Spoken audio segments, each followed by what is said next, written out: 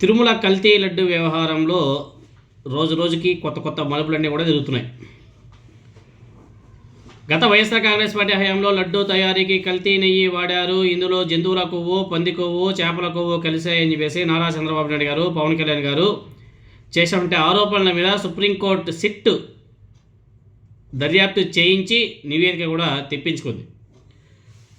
SIT ఏదైతే charge sheet దాఖలు చేసిందో ఆ ఛార్జీ షీట్లో ఎక్కడా కానీ ఏ కొవ్వు, చంద్రబాబు నాయుడు గారు, పవన్ కళ్యాణ్ గారు చెప్పారు కదా, ఆ కొవ్వు ఏది కలవలేదని చెప్పేసి తేల్చేసింది.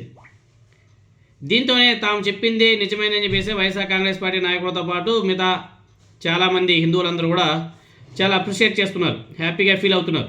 ఎందుకంటే దేవుడి యొక్క ప్రసాదంలో ఎటువంటి కల్తీ లేదు, జంతువుల కొవ్వు, ఆ కొవ్వు, ఈ కొవ్వు లేదని చెప్పేసి సిబిఐ ద్వారా విచారణ చేసినటువంటి సిట్ ఏదైతే ఉందో ఆ సిట్ చెప్పిందంటే హ్యాపీగా ఫీల్ అవ్వాలి. ఓకే, లడ్డూలో ఎటువంటి కల్తీ లేదు, హ్యాపీ అని చెప్పేసి చాలామంది ఫీల్ అవుతున్నారు, హ్యాపీగా ఫీల్ అవుతున్నారు. కానీ దానిని మళ్ళీ ఏదో ఒక విధంగా తిప్పి వైసీపీ మీద నెట్టేసి నెక్స్ట్ ఎలక్షన్ వరకు లాగి మళ్ళీ నెక్స్ట్ రాబోయే ఎన్నికల్లో దీన్నే ఒక టార్గెట్గా పెట్టుకొని రాబోయే ఎన్నికల్లో గెలవాలని చెప్పేసి ఎన్నో కుయుక్తులు చేపడుతుంది ఈ కూటమి ప్రభుత్వం, అదేవిధంగా నారా చంద్రబాబు నాయుడు గారు. ఇప్పుడు ఏదైతే సిట్ విచారణ చేసి ఛార్జీ షీట్ను దాఖలు చేసిందో దాని మీద ఇప్పుడు కూటమి ప్రభుత్వం మరొక విచారణ కమిటీ వేసి ఆ ఛార్జీ షీట్ మొత్తాన్ని కూడా దాని మీద విచారణ చేస్తారంట. ఆ సిట్ రిపోర్ట్ ఏదైతే ఉందో సిట్ రిపోర్ట్ మీద విచారణకు కూటమి ప్రభుత్వం ఒక కమిషన్ ఏర్పాటు చేస్తుందంట. ఇక్కడ ఇంకొక విచిత్రం ఏమంటే సిబిఐ ద్వారా విచారణ చేసినటువంటి సిట్ రిపోర్ట్ మీద కమిషన్ విధించడం ఏందో, కమిషన్ నియమించడం ఏందో మనకైతే అర్థం కావడం లేదు. నెయ్యిలో కల్తీ లేదా అనేసి ఈ విచారణ కమిటీ విచారణ చేస్తుందంట. ఓకే, ఏదైతే నారా చంద్రబాబు నాయుడు గారు నియమించాడో ఆ సిట్ విచారణ, ఆ కమిషన్ ఏమంటే 2019 నుంచి 2024 మధ్య కాలానికి మాత్రమే ఆ సిట్ విచారణ చేస్తుందంట, ఆ కమిషన్ విచారణ చేస్తుందంట. అంటే జగన్మోహన్ రెడ్డి గారి పరిపాలనలో మాత్రమే, ఆ మధ్యకాలంలో మాత్రమే ఆ కమిషన్ విచారణ చేస్తుందంట. ఎందుకు 2014 నుంచి 2024 వరకు ఏదైతే నడిచిందో, ఏదైతే గడిచిందో, ఏదైతే నెయ్యి సప్లై జరిగిందో వాటన్నిటి మీద విచారణ చేయాలి కదా.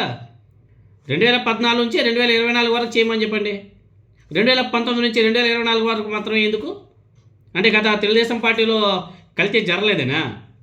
2014 నుంచి 2019 మధ్య కాలంలో కూడా కల్తీ జరిగింది అని చెప్పేసి ఏదైతే సిబిఐ ఛార్జీ షీట్ దాఖలు చేసిందో దాంట్లోనే 2018 నుంచి ఏదైతే నెయ్యి సరఫరా చేశారో ఆ దాంట్లోనే కల్తీ ఉంటుందేమో అని చెప్పేసి అనుమానాలు వ్యక్తం చేస్తున్నారు. ఇక్కడ ఇంకొక విచిత్రం ఏమిటంటే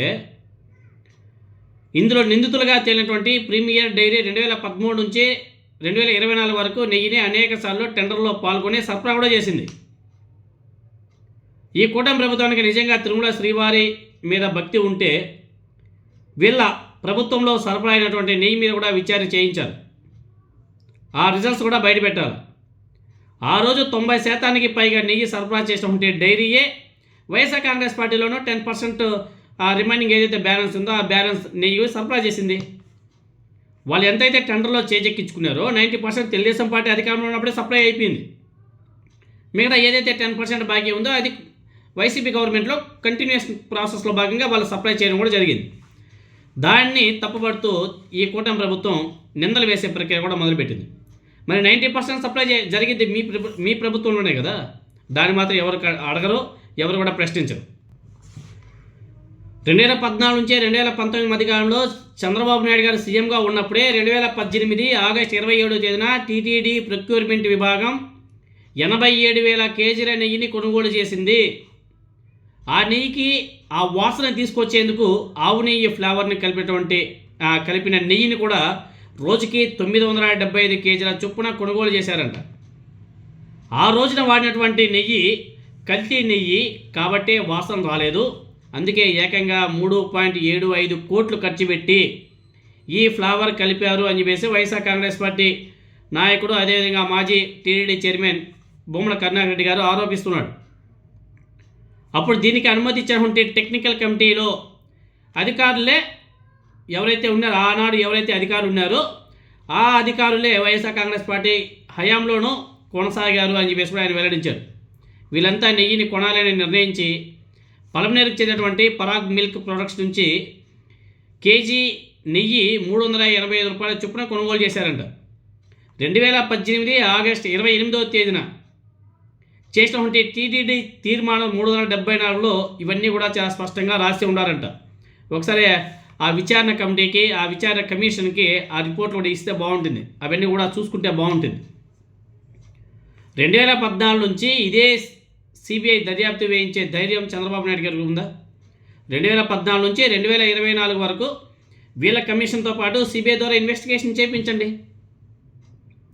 టీటీడీని రాజకీయ పావుగా వాడుకోకపోతే చంద్రబాబు నాయుడు గారి హయాంలోనే నెయ్యి సరఫరా చేసిన వాళ్ళు, కొనుగోలు చేసిన వాళ్ళ మీద విచారణ చేయించాలి.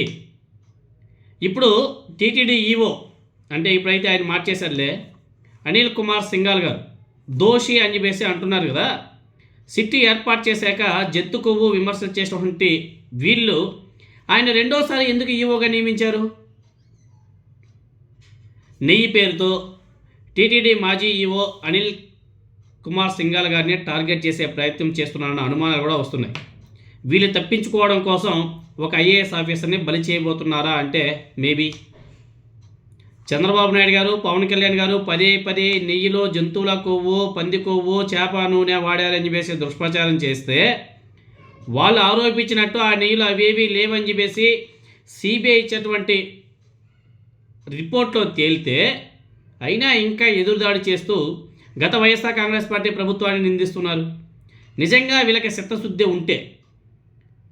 ఉంటే 2014 నుంచి ఇప్పటి వరకు నెయ్యిని ఎక్కడెక్కడ కొన్నారు, ఎక్కడి నుంచి కొనుగోలు చేశారు, ఎక్కడి నుంచి ప్రొక్యూర్మెంట్ చేశారు, ఎవరికి ఎంత పర్సెంటేజ్ వచ్చింది, ఎవరు సప్లై చేశారు, ఏ నెయ్యిలో కల్తీ జరిగింది, వీటన్నిటి మీద కూడా విచారణ చేయాలి.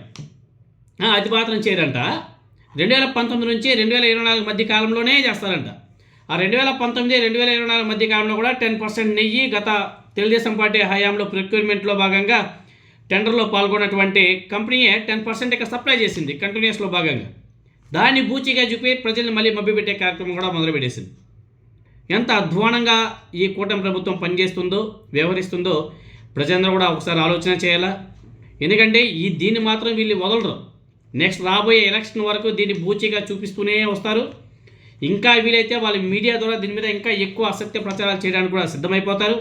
ఇప్పుడు కమిషన్ అంటున్నారు, ఆ కమిషన్ తర్వాత ఇంకొకటి అంటారు, తర్వాత ఇంకొకటి అంటారు, ఇంకెన్నెన్నో నియమిస్తారు. ఎందుకంటే దీన్ని బాగా వాడుకోవాలి కదా. వైసీపీ మీద ఒక నెగిటివిటీ తీసుకురావడానికి కోసం ఎన్నో ప్రయత్నాలు చేయడానికి కూడా వీళ్ళు ఎక్కడ కానీ కాంప్రమైజ్ అవ్వరు, ఇంకా దిగజారిపోతారు. వీళ్ళకందరికీ కూడా ప్రజలనే వాళ్ళు బాగా గమనించి ఈ కూటమి ప్రభుత్వం మీద, అదేవిధంగా ఈ కూటమి ప్రభుత్వ నాయకుల మీద కొంచెం సీరియస్గా దృష్టి పెట్టాల్సిన అవసరం కూడా ఉంది.